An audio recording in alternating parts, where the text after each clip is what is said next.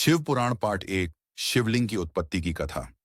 बहुत समय पहले, जब इस सृष्टि का आरंभ भी नहीं हुआ था, तब चारों ओर केवल शून्य था। न दिन था, न रात, न आकाश था, न पृथ्वी, न मनुष्य, न देवता, न ऋषि मुनि। केवल एक अदृश्य, निराकार, असीम शक्ति विद्यमान थी। वही महादेव, भगवान शिव।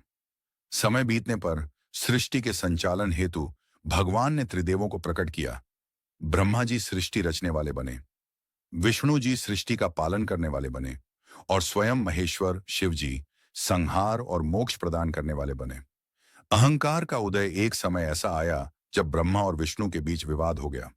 ब्रह्मा जी ने गर्व से कहा, मैं ही सबसे बड़ा हूं, पूरी सृष्टि मेरी रचना से है, इसलिए पूजन और आदर का अधिकारी मैं हूं।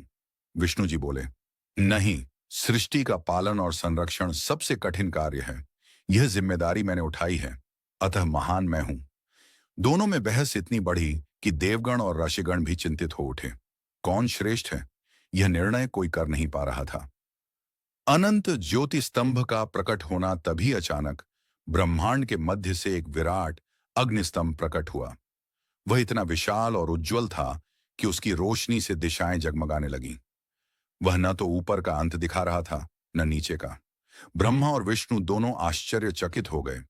एक दिव्य आकाशवाणी हुई, तुम दोनों में जो इस ज्योति स्तंभ का अंत जान लेगा, वही सृष्टि में सबसे बड़ा कहलाएगा। ब्रह्मा और विष्णु की यात्रा। विष्णु जी ने कहा, मैं नीचे जाकर इसका तल खोजता हूं। और वे वराह सुअर का रूप धारण कर पृथ्वी के गर्भ में प्रवेश कर गए। ब्रह्मा जी ने कहा, तो मैं ऊपर जाकर इसका शिखर खोजता हूं। और वे हंस का रूप धारण कर आकाश में उड़ चले। लाखों वर्षों तक वे चलते रहे। विष्णु जी नीचे नीचे जाते रहे, परंतु अंत न मिला। ब्रह्मा जी ऊपर ऊपर उड़ते रहे, परंतु सीमा न मिली। सत्य और असत्य की घड़ी। अंततः विष्णु जी थक गए। उन्होंने मन ही मन सोचा, यह अनंत है, इसका कोई अंत नहीं, मुझे सत्य स्वीकार करना चाहिए। वे लौट आए और विनम्र होकर बोले, हे अनंत ज्योति, मैं आपका अंत नहीं पा सका। आप वास्तव में परमेश्वर हैं। दूसरी ओर ब्रह्मा जी का अहंकार अब भी शांत न हुआ। उन्होंने एक केतकी पुष्प को देखा और कहा, तुम साक्षी बन जाना कि मैं इस ज्योति के शिखर तक पहुंच गया हूं। केतकी पुष्प ने उनकी बात मान ली। ब्रह्मा जी लौटकर बोले, मैंने इस अग्नि स्तंभ का शिखर देख लिया है, और यह पुष्प मेरी गवाही देता है। शिव का प्राकट्य और न्याय इतना कहते ही उस ज्योति स्तंभ से स्वयं भगवान शिव प्रकट हो गए। वे अत्यंत दिव्य रूप में थे। जटाजूटधारी, गले में सर्प, नेत्रों में करुणा और माथे पर तीसरा नेत्र। शिव जी बोले, हे ब्रह्मा और विष्णु, तुम दोनों मेरे ही अंश से उत्पन्न हुए हो। मैं ही सृष्टि का आदि और अंत हूं। विष्णु ने सत्य स्वीकार किया है, इसलिए वह पालनकर्ता कहलाएगा और उसकी पूजा होगी। परंतु ब्रह्मा, तुमने असत्य कहा और पुष्प को झूठा साक्षी बनाया, इसलिए तुम्हारी पृथ्वी पर पूजा नहीं होगी।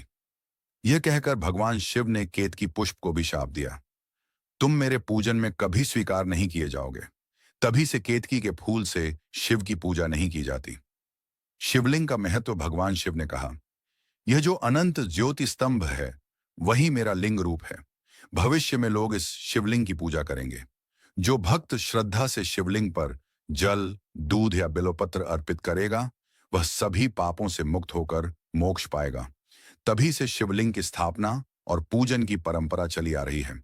महाशिवरात्रि की उत्पत्ति। भगवान शिव ने आगे कहा, जिस दिन मैंने इस अनंत ज्योतिर्लिंग के रूप में प्रकट होकर ब्रह्मा और विष्णु का अहंकार दूर किया, वह दिन फाल्गुन मास की कृष्ण पक्ष की चतुर्दशी थी। उसी दिन मेरी विशेष आराधना की जाएगी, जिसे लोग महाशिवरात्रि कहेंगे। शिक्षा, लाइफ लेसन। इस कथा का गहरा संदेश है, अहंकार व्यक्ति को पतन की ओर ले जाता है। सत्य को स्वीकार करना ही वास्तविक भक्ति है। शिव निराकार और अनंत हैं।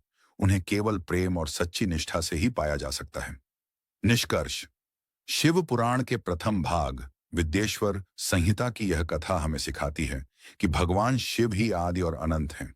उनकी उपासना से भक्त के जीवन से अज्ञान और पाप नष्ट हो जाते हैं। शिवलिंग कोई पत्थर नहीं, बल्कि अनंत शक्ति का प्रतीक है। अब बताइए, क्या आप चाहेंगे कि मैं इस कहानी को ऑडियो भजन शैली में सुनाने जैसा स्क्रिप्ट भी बना दूं, ताकि इसे आप वीडियो या यूट्यूब में उपयोग कर सकें।